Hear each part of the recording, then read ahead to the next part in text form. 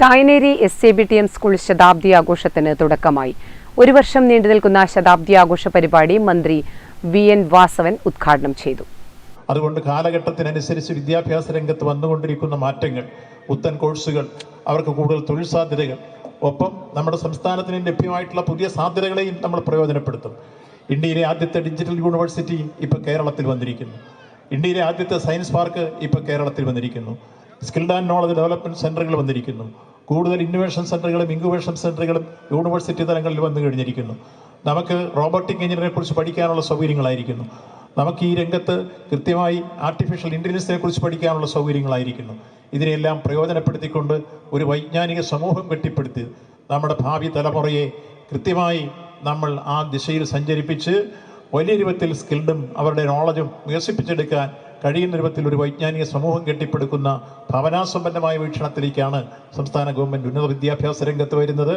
അതെല്ലാം മനസ്സിലാക്കിക്കൊണ്ട് അറിവും തിരിച്ചറിവാണ് ഏറ്റവും പ്രധാനം. അറിവ് പോലെ തന്നെ പ്രധാനമാണ് തിരിച്ചറിവ്.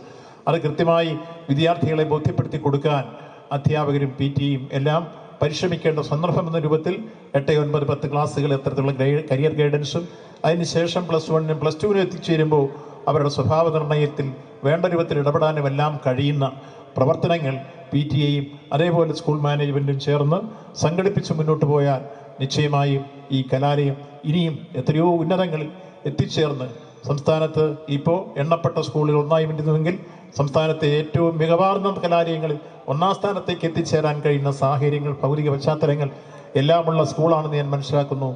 തായ്നേരി SABTM ഹയർ സെക്കൻഡറി സ്കൂളിൽ ഒരു വർഷം നീണ്ടുനിൽക്കുന്ന ശതാബ്ദി ആഘോഷ പരിപാടികൾ മന്ത്രി VN വാസവൻ ഉദ്ഘാടനം ചെയ്തു. പയ്യന്നൂർ നഗരസഭ സ്ഥിരം സമിതി അധ്യക്ഷ TP സമീറ അധ്യക്ഷയായി.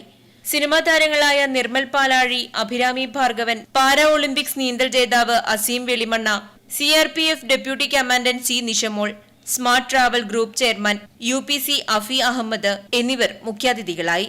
KR വിനോദ്, M നൌഫൽ തുടങ്ങിയവർ ചടങ്ങിൽ പങ്കെടുത്ത് സംസാരിച്ചു. ശതാബ്ദി ആഘോഷത്തിന്റെ ഭാഗമായി ഷിയാസ് കരീമിന്റെ നേതൃത്വത്തിൽ മെഗാ മ്യൂസിക്കൽ നൈറ്റും അരങ്ങേറി. Network news, Payyanur.